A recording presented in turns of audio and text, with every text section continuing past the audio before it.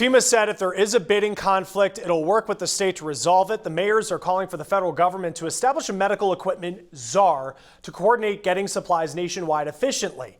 Now, they're also calling for more transparency with this role, to establish clear federal guidelines for just how states can make sure that they are getting the supplies that they need. Now, the United States Strategic National Stockpile is supposed to hold enough medical equipment to save lives at the beginning of an emergency like an outbreak. This week, the Wall Street Journal reported there is a clear shortage in that stockpile. There's only about a third of the 32,000 ventilators experts suggest will be needed by mid-April. Patrick Terpstra and our partners at Newsy found some people have been sounding the alarm for years.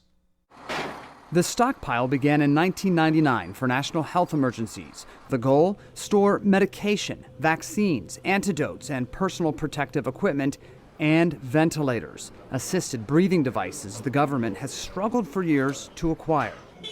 Not only are there not enough supplies for the current outbreak, some of what's there has been stored so long it expired. That includes millions of N95 masks so desperately needed to protect healthcare workers. We warned again and again and again. Ellen Carlin was on a 2016 advisory panel for the CDC on how to improve the stockpile.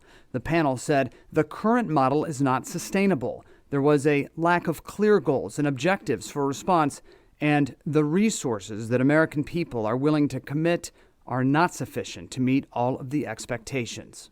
It's really unconscionable to me that Congress and a series of successive presidential administrations never really put the money into giving us the resources, the infrastructure that we need to deal with what we're seeing today. A look at congressional spending for the stockpile shows a peak after 9/11 before funding dropped and stayed relatively flat for years.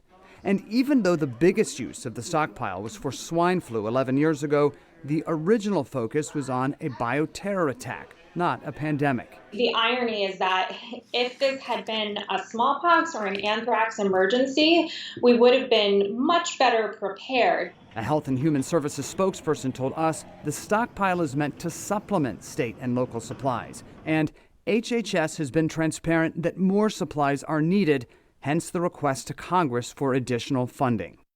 Congress provided $16 billion more for the stockpile in the recent coronavirus aid package.